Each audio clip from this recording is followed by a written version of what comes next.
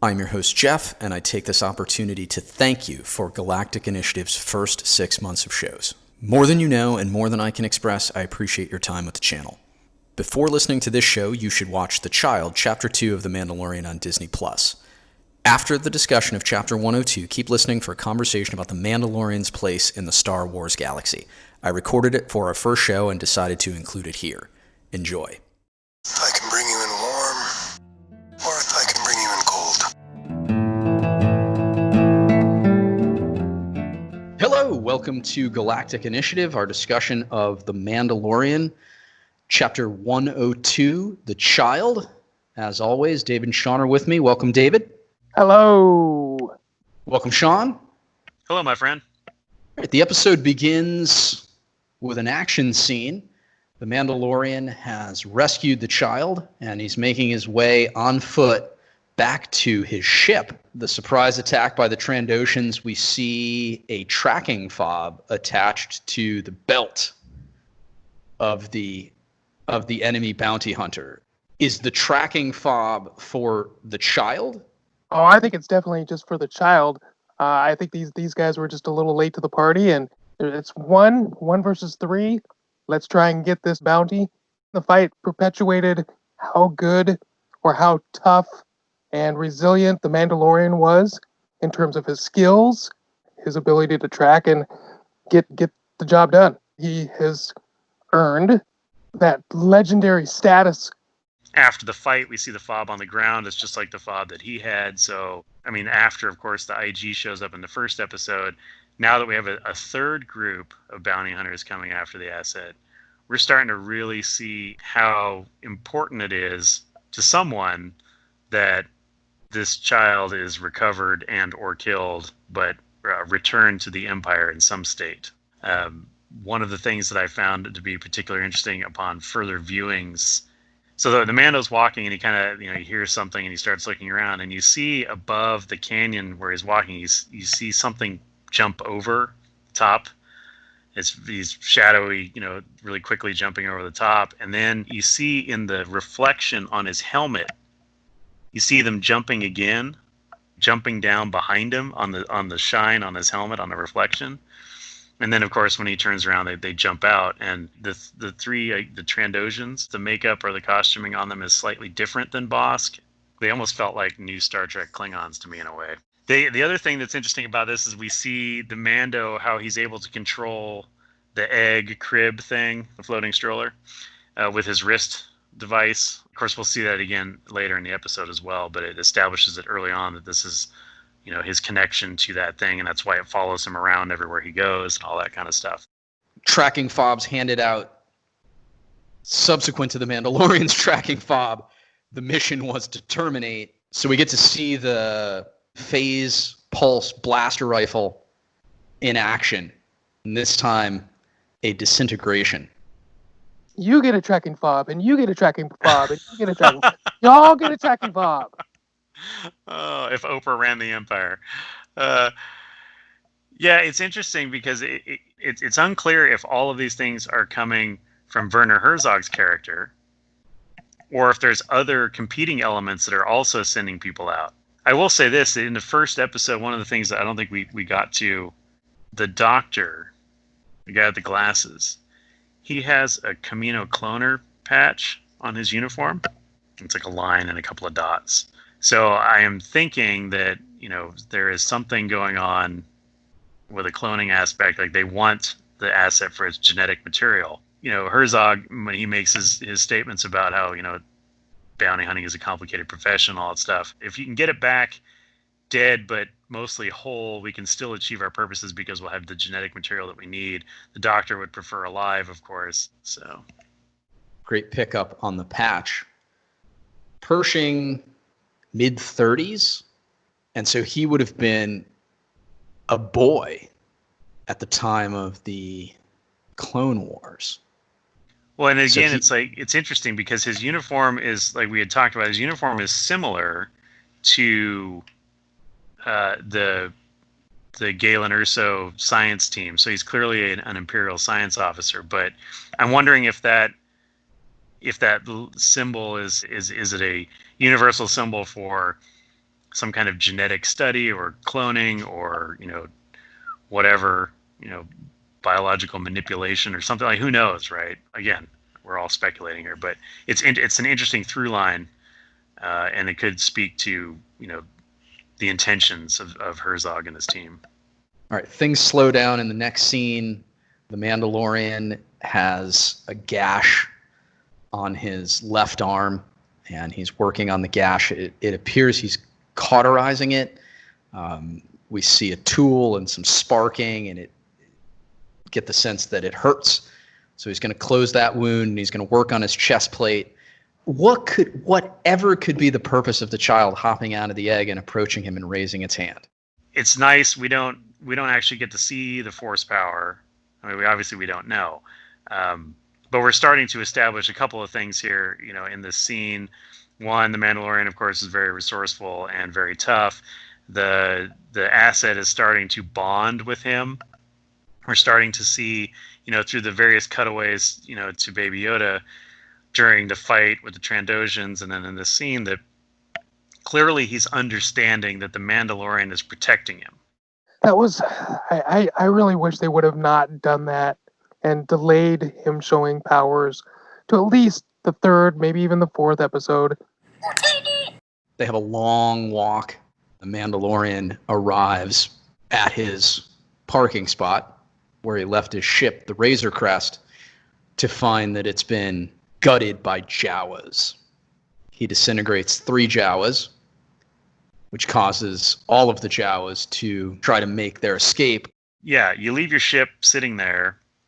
If a Jawa is nearby, you're probably going to lose your landing gear and a few other things. So don't park in that neighborhood. If you know Jawas are around, definitely set your alarm, lock your doors. He took those Jawas out, and any Fortnite player would be proud. But I thought the really cool part of that little sequence was every time after he shot, he reloaded. It wasn't just a continuous laser blast like we're used to seeing. He had to find another shell or another bullet or whatever you want to call it and reload and take another Jawa down. These Jawas are called off-world Jawas, indicating they left Tatooine. They fulfill the same role on Arvala 7. They've built a sand crawler. So this is a Jawa thing. I don't know if it's unique to the Jawas. I don't know if it's stolen and it suits their needs, but they're not stupid. Oh, well, criminal elements are rarely stupid. I mean, if you're going to have an organized crime ring that deals in stolen droids and other stolen goods, and you're stripping spaceships for parts and selling them. I mean, the question becomes, why do they look different?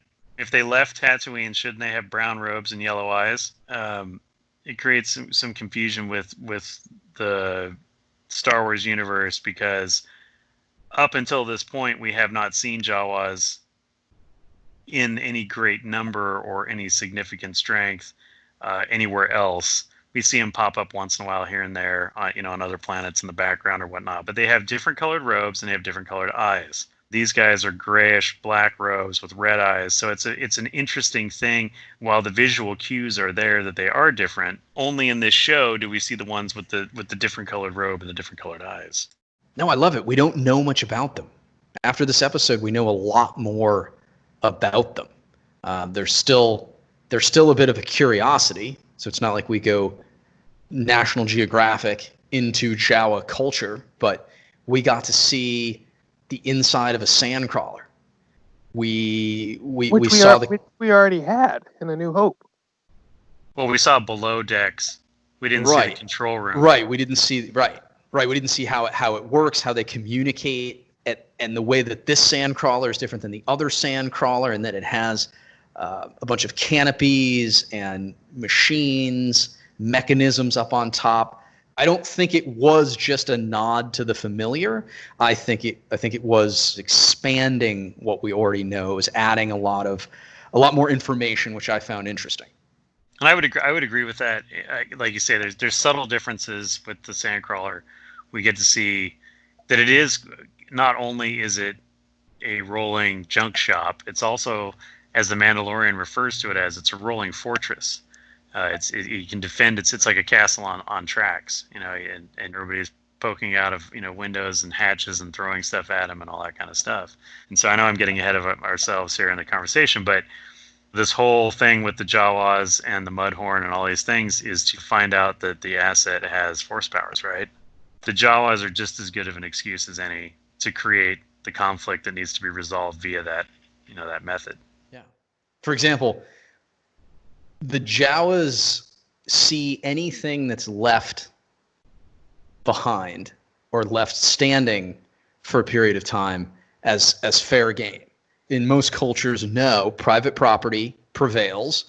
And if you own this ship and you park it somewhere, it still belongs to you. Well, the Jawas don't see it that way. However, they trade fairly. When Owen Lars buys a droid from them that breaks down, they don't take the approach like, oh, well, you bought it, buddy. It rolled off the lot. They actually are willing to replace it. So they could have rumbled away and left Owen Lars with one functioning droid, one broken droid. But the point is, it's interesting to learn about the Jawas. Why is the egg so important to them? And as Queel, and I'm jumping ahead now, but as Queel and the Mandalorian are trying to strike a deal with the Jawas, their interest level, like what it is they want first. Well, first they want Beskar steel. Okay, well, we can't do that. That's off the table. What's next? They actually eyeball the child.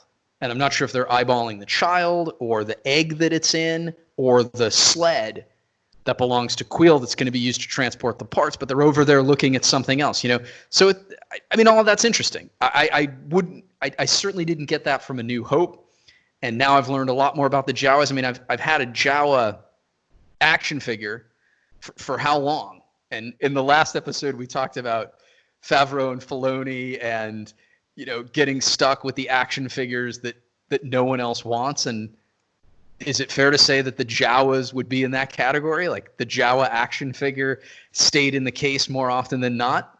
The Jawas were not major characters, but they were one of the, they were the original 12 action figure. All the kids got them, But the other thing, like you say, it's an excellent point. When you do look back at the interactions between Owen Lars and the Jawas, that they were fairly honorable traders when it came to the transactional piece of the trading. Now, how they got their stuff is shady. We don't know. Like they're just out grabbing anything that, like you say, if it stands still long enough, they're claiming it. But if you buy a droid and it breaks, like who knows what the warranty period is? As long as they're still there, they're going to replace it. Now, do we know if they drove off and it broke, would they still have the same recourse? Can you track them down? Do they have a schedule? Do you know where they're going to be next? I don't know. But in that moment, yeah, that was actually a very decent business transaction and a very, good way to conduct customer service. It's like, I sold you something, it broke, I'll replace it, no problem. There was a little bit of shouting and there was, a little bit of hands up in the air with the Jawas and whatnot, but they did it and it was fine. So it's really one continuous scene from the Mandalorians' surprise attack on the Jawas to the battle that takes place on and around the Sandcrawler. So the Sandcrawler isn't very fast. Once the Jawas pack up and leave the Razor Crest, the Mandalorian is able to chase the Sandcrawler on foot.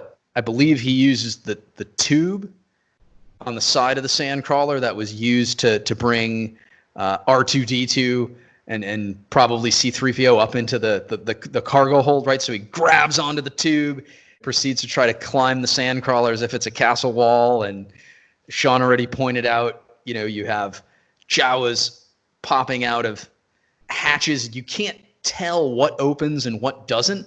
You get the sense that almost every compartment on the Sandcrawler could open. There are Jawas everywhere. This was the one part of the episode I really kind of liked because it showed the Jawas were, we're going to do everything we can to keep our stuff, even if it means throwing out pieces of your ship that we just collected. We're going to chuck them at you and we're going to do everything we can to get you gone. It took 9 Jawas to blast him. I mean, I thought that was hilarious, and it just kind of goes to show, that the Jawas are going to continue to stick together as a crew. The fact that he fell from such a distance, I was, I guess, surprised that there wasn't more of an injury. Cool scene. But my one big complaint is the retread of the Solo in the Last Crusade scene of trying to basically crush somebody with the rock. Well, if that's the case, then you should be angry about the opening scene with the lizard, because that's straight from Jurassic Park, The Lost World. So I've only seen that once. David, the cinema has been around for over 100 years. I'm pretty sure we're going to recycle a couple of things. Do you think that this is also another one of those inside jokes, or the nod to Spielberg and Lucas and their connections and Indiana Jones and all those things? Like we had that in the previous episode. We've had things that could point to Favreau and Filoni kind of winking at George and his history. I think, what, if they hadn't done it in Solo, I would have been fine with it. It was too much for me. Well, it goes back a little further than George Lucas. We're talking about train robbery movies and car chases. I mean, it's been done, right? That scramble up the side or get pulled in the window. No, I would agree with that. Yeah, for sure. It adds tension. Sorry. Yeah, for sure. No, I was just saying, it's we've got 100 years worth of film. Some people are going to take inspiration from other things that they've seen. We can't truly divorce ourselves from our experience. The scene, I will give David credit. The scene where the Mando is going to be run up against the rock on the side of the crawler is straight out of Last Crusade. I mean, it feels almost 1-to-1, the way he rolls over, the way he I get that. And because of the Lucas Spielberg connection, it feels very in-universe, wink and a nod.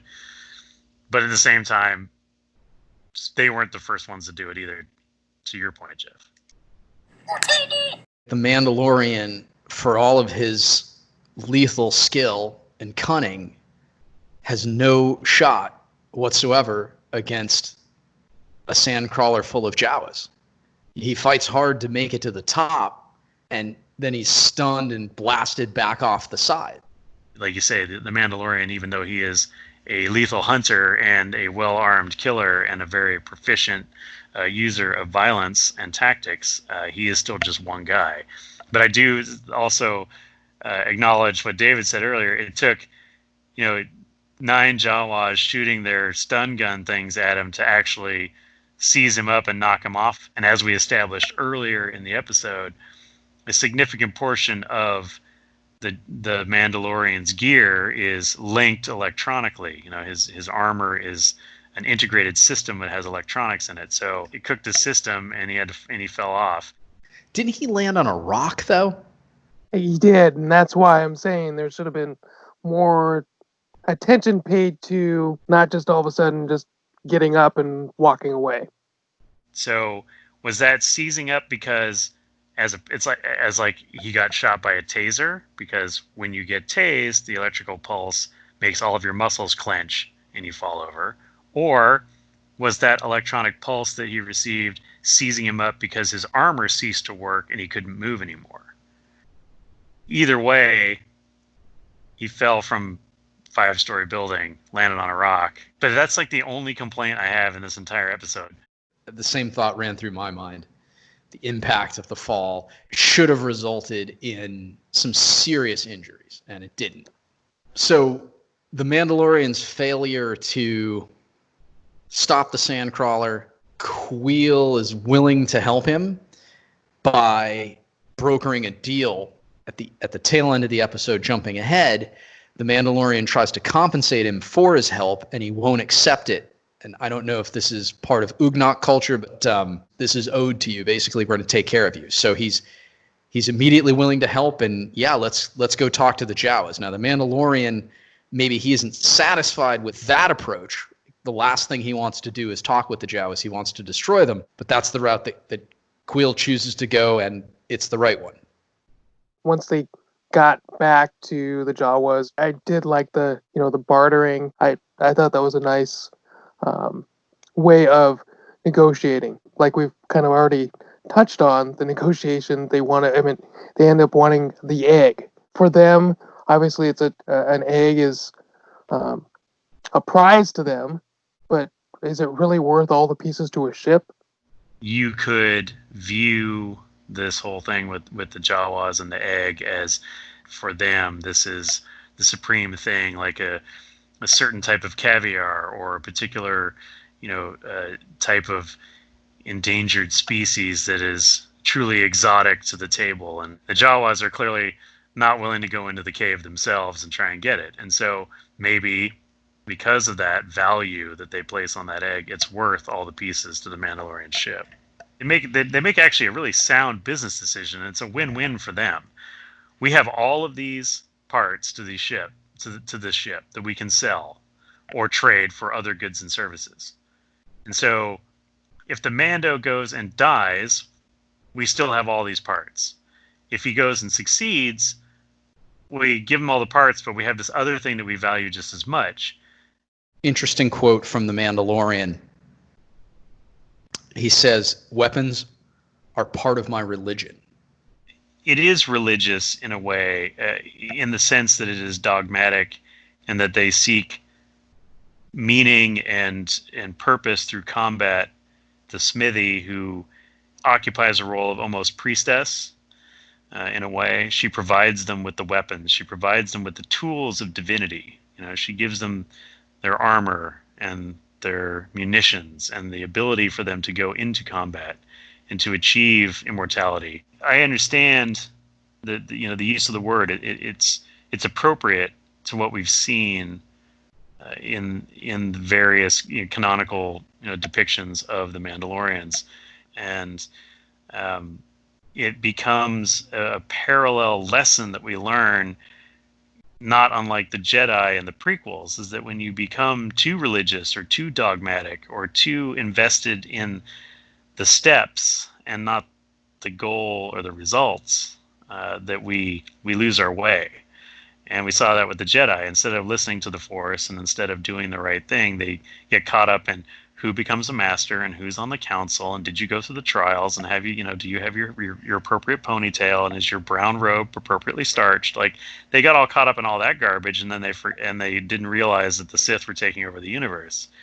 And Queel is giving a similar lesson to the Mandalorian, that while there is a time and a place for violence, and there's a time and a place for you to take up weapons and defend yourself and to, use this, this terrible power to do appropriate things, there's also a time when you need to just lay it down and listen and negotiate.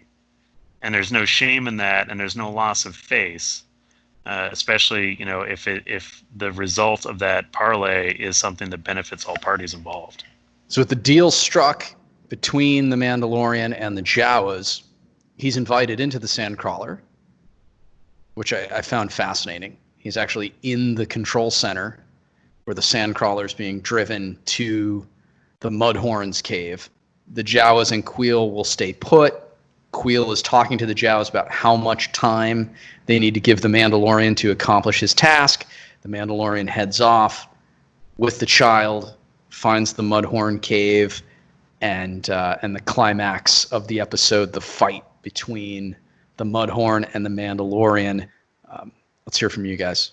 I thought it was pretty cool, the fact that we finally have seen the Mandalorian's match. It didn't matter whether it was a flamethrower or whatever he tried to use.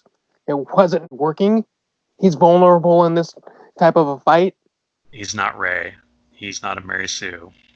He will get his butt kicked. And this has happened. It happened to him repeatedly in this episode. And I think, other than establishing the force powers that the child uses to save the Mandalorian from the Mudhorn, this episode also goes a long way to establishing that, while the Mandalorian is our hero, that he is very much, for lack of a better word, human, and that he has weaknesses, and that he is not all powerful, and that he can be defeated, and that without the help of others, specifically the child, he will not be successful.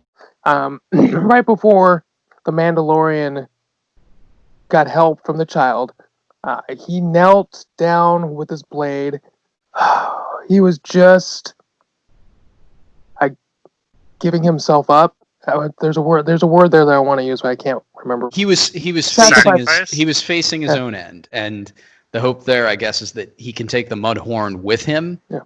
And then with this scene, also the really cool parts that I liked, the fade in of him going in and out of consciousness, and mud on the screen.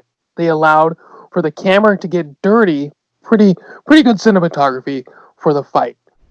I am personally not necessarily sold on the mud on the screen thing, but that's just me. That's an aesthetic choice that some directors use. And a lot of people like it. For me, I'm not entirely sold on it. It feels like it breaks the fourth wall a little bit. But again, that's me. That's a personal choice. It doesn't really matter. It doesn't take me out of the episode. It doesn't make me go, oh my God, I hate this. Whatever. But now, but the thing about the knife, and maybe it's a lucky strike, getting it right in the right spot to kill it with the knife. But the point is, burning it at point blank range in the face with a flamethrower didn't bother it. Shooting it several times with his blaster in the cave before it came out didn't bother it, or didn't hurt it. It didn't do any significant damage. The fact that he can kill the Mudhorn with the small knife is almost a referendum on technology. It was an interesting commentary. Excuse me. And then also, the child saving him by restraining the beast, while he's sort of blacking out. And I did, to David's point earlier, I did like the visual effect that they used to sort of show the Mandalorian being concussed and kind of going out of consciousness. Kind of started to fuzz him out a little bit and all that. But it was good, and I also kind of like the fact that we see the child using this immense power, right, lifting this massive beast off the ground and stopping it from killing the Mandalorian. But the Mandalorian doesn't really actually experience all of it. He kind of comes to at the last moment as it drops to the ground and he gets to stab it. He doesn't see like the whole process of it being lifted off the ground and hovering for a while because he's dazed from the last time he was hit by the horn, and so it's almost like we, the audience, are being let in on the secret of the child, or the full secret, and the Mandalorian's kind of like, I don't know, did I really see that? He's not fully in charge of his faculties at this point, right? I mean, he's like a prize fighter that's been hit in the head too many times, so he's kind of staggering around. He needs to just lay down and recover for a while. But the fact that he kind of gets up and this thing is going on, and he's probably not sure, is this an after effect of me being hit in the head or whatever, but he seizes the opportunity, of course, and ultimately kills the Mudhorn. But yeah, it's an interesting, like that whole scene, that whole fight and whatnot, that ultimately results in him finding the egg and heading back to the Jawas. It was very well done.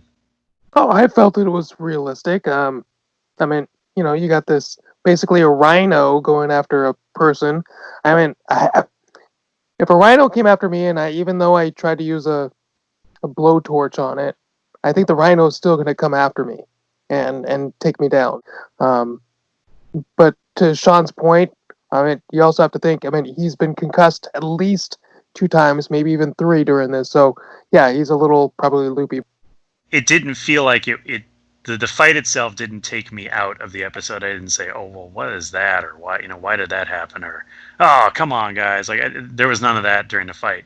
And I feel that as the fight wore on and the Mando became more weary, and his armor was trashed, and he was, covered in mud, and he, lost consciousness there for a minute. Like that felt real.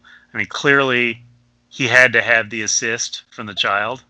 Yeah, I guess you could make an argument like, oh, it's just this little tiny knife that did it, but it's all about the placement. Yeah, well, yeah, I mean, that's very Smog, but it's also about, yes, it's about placement. It's like Jeff is very familiar with this. It's about killing alligators, right? Like an alligator is leather and teeth, and it will destroy you.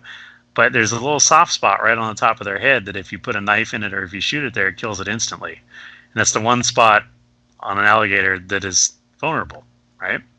And it's the same thing, but it seems more appropriate that to defeat it, you had to use a primitive instrument versus using all of your Mandalorian technology. And again, you say something that we've, have sort of talked about a little bit, but the use of sound in these shows is fantastic too. And it's not just, the music and whatnot, but all the ambient noise, all of the sound effects, the background noise, nature, the sounds in the market when they're walking through, hearing the crackling of a fire and the talking of people and just the crunching of the gravel, like all that stuff.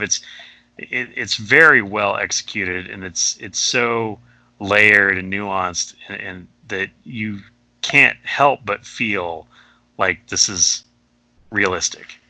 The second part of Chapter 1 and all of Chapter 2, the Mandalorian is out of his element.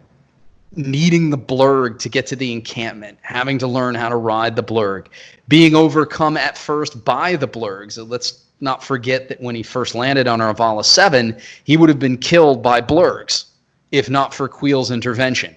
He would have been killed here by a mudhorn, if not for the intervention of the child, and he obviously failed with the Jawas. So it's just, fish out of water. The Mandalorian is set up for modern combat with modern weapons.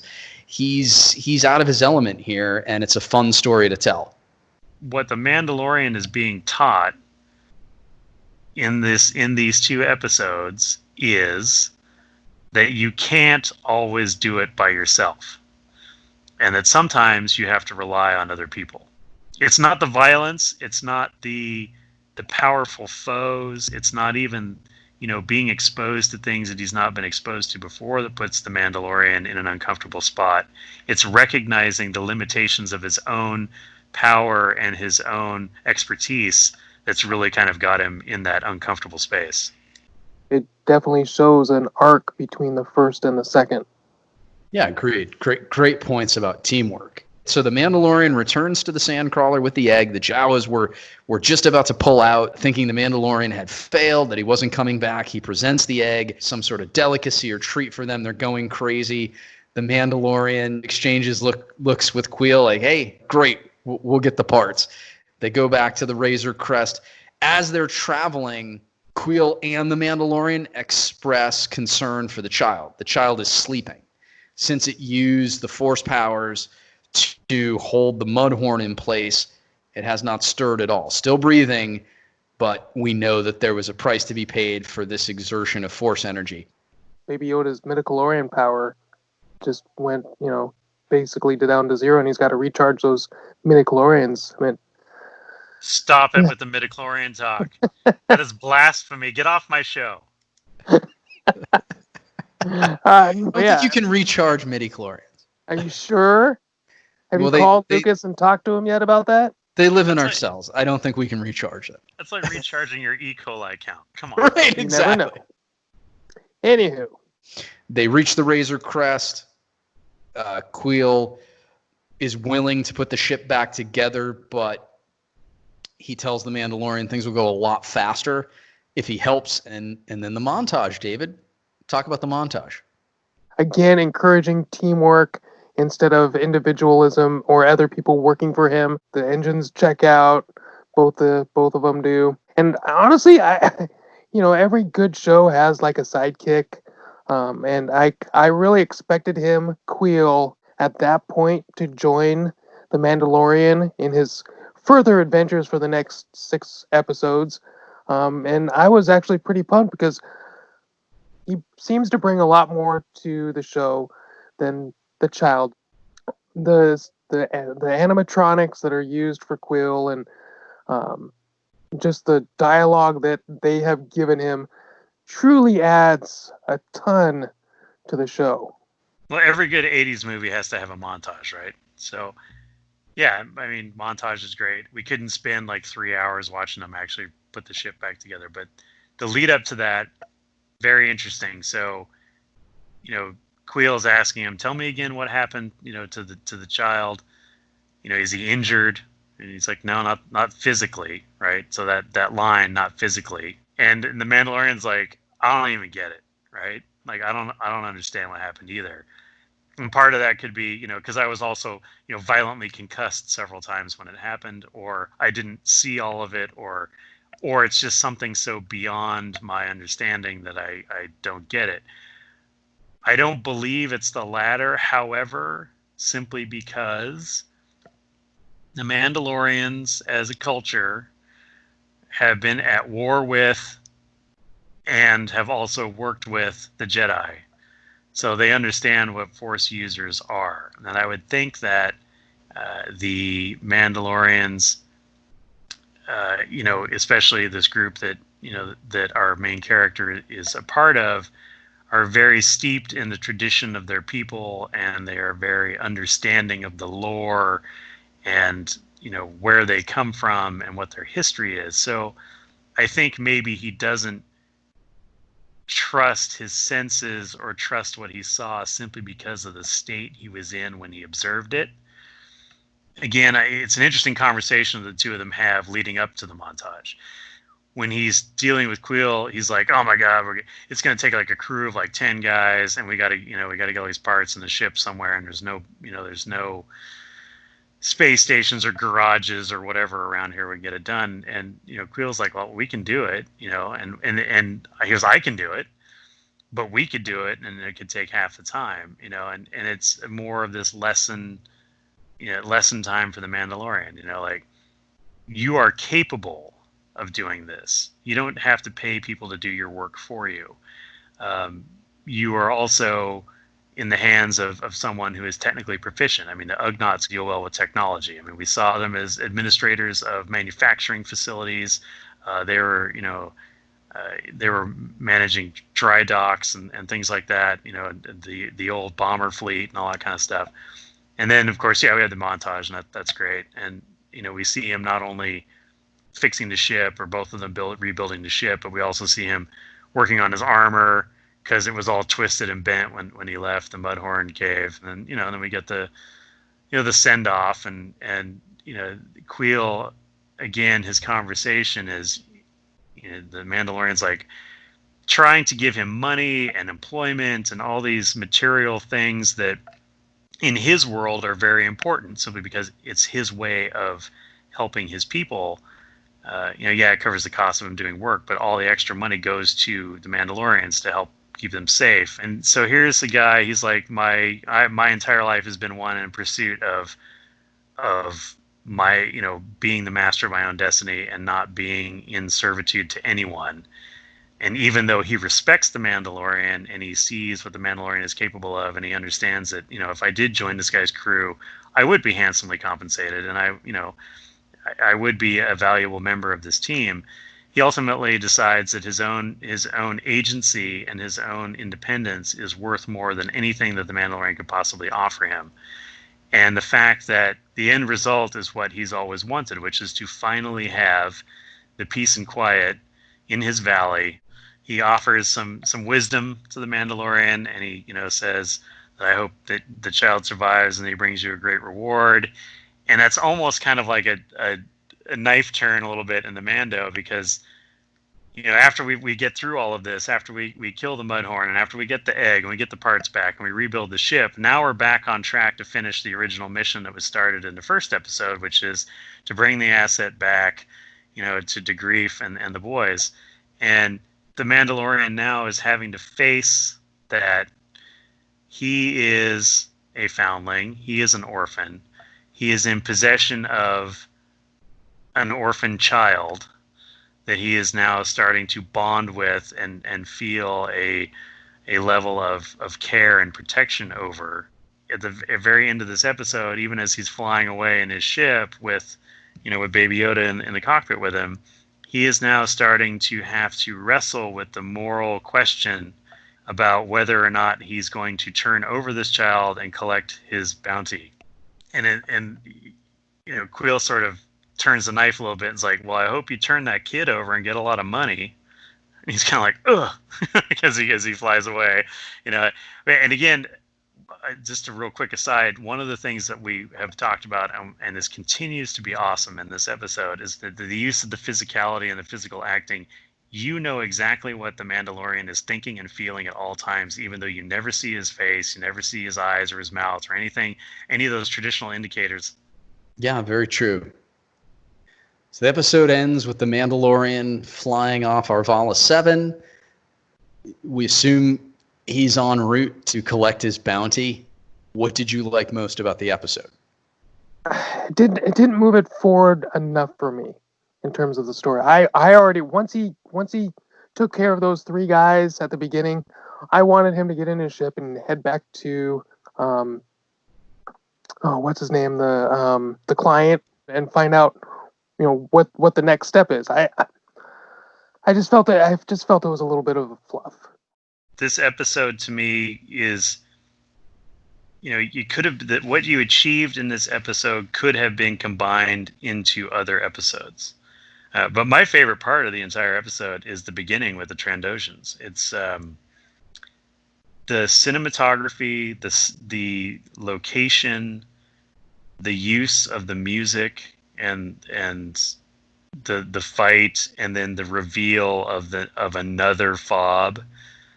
We're really starting to see that the Mandalorian has been set up, and that he is facing, potential betrayal and death and all this other stuff. So that moment to me was the best part of the episode. Was the the prologue or the front portion. For me, it's Rick Famuyiwa. There isn't a lot of dialogue.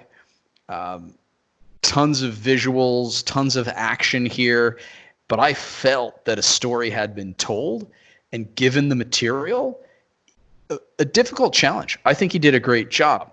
I think this episode needed a really strong director, and it certainly had one. Rick Famuyiwa went above and beyond with this episode. I really enjoyed it. I have spoken.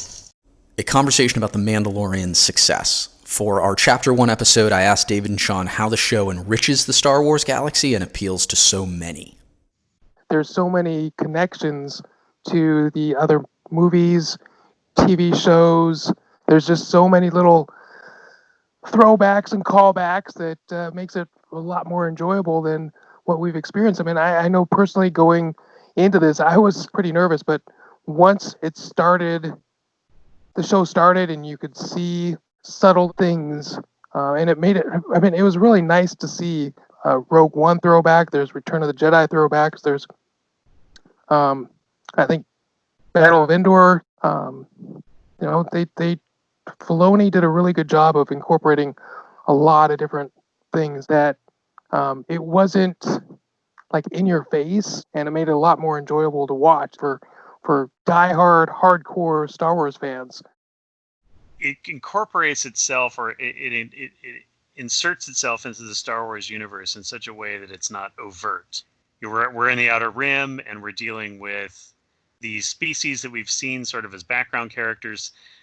We're dealing with, bounty hunters, and we're dealing with the fallout of the rebellion against the Empire and the collapse of the Empire and the political situation. But it's nothing in your face. It's nothing sort of like, oh, and then Luke did this. Don't you remember Luke Skywalker? He was the hero of the battle or whatever. Like, there's none of that going on. These are people who have been living on the margins of the Imperial or Galactic Society to begin with.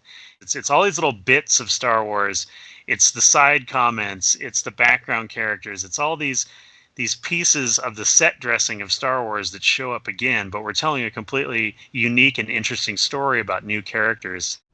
Yeah, like you said, Sean, I mean, the fact that they don't reference any Luke, Leia, Han, Chewie, C-3PO, R2-D2, none of that, which is, it was a nice change. I mean, there's no mention of, Leia Organa and her great rebellion against the Empire and all, the victory at Endor. Nobody talks about any of that. And again, that makes it nice, because it doesn't feel like anybody's, kind of beating you over the head with, hey, this is Star Wars and it's in the Star Wars. And it's like, it is Star Wars without, I mean, it's visually communicating to you It's using the characters, the costumes, the set, all that stuff is giving you that visual language to tell you this is Star Wars. And they only have to give you that one little line about Imperial credits not being good anymore because the Empire's collapsed to plant you on the timeline. And then that's it. And then you just go forward and all you're worried about is what's the Mando doing and what is his mission? Yeah, it's not just about Easter eggs. It is about the costumes and the sets. Take the sequel trilogy. It didn't capture Star Wars, and we've wrestled with this concept before. What is Star Wars as Lucas sees it? So I was actually thinking about this the other day, and after I'd watched it, one of the problems I think that a lot of people have with the prequels and the sequels compared to the original is that there are a lot of really slick, nice, neat sets. Everything was lit up. Outfits all were pressed and neat. The desks were polished. The floor was polished. I mean, it was super clean. In the original series, I mean, I like the fact that it was a lot more grungy or dirty. This was a believable setting. I think that's one of the things that makes Star Wars unique. One of the things that Lucas tried to establish when he came back and did the prequels, he wanted to show that the universe was experiencing this great enlightened, almost Renaissance-y type age where everything was shiny and clean and nice and elegant and very well cared for, and design and art and all those things that free people get to spend their time and effort on, right? The show takes us to the place that was already living on the margin of the Empire. And so it's going out there and seeing the dirt and seeing the struggle and seeing the grittiness and the people on the frontier trying to scratch out a living. It just makes perfect sense. It's telling us the state of things in the galaxy and on the Outer Rim, but it's doing it in the context of the story. It's not taking us outside the story, having to start with a crawl or anything like that. It's just incorporating really good, useful, relevant information with the writing. Let's talk about the two guys responsible for this project, because we've got to give credit where credit's due. Favreau and Filoni bringing this to life. Favreau, starting off with Iron Man, and he did The Lion King and The Jungle Book, and the fact that he also was an actor and had that type of a background coming in, he has a lot of experience. I think really has helped. And with Filoni, I mean, he also had quite a bit of experience with animation and directing, and he did Rebels, and he even did part of Resistance. But great storytelling, long arcing storytelling. Super Star Wars fan. Put those two together, it's like a match made in heaven. They seem to really get along together, and plus with Filoni, he has had a long-lasting relationship with Lucas. I think that's important with helping continue the Star Wars saga, that you've had somebody that's actually worked with Lucas and had very long talks about what works and what doesn't.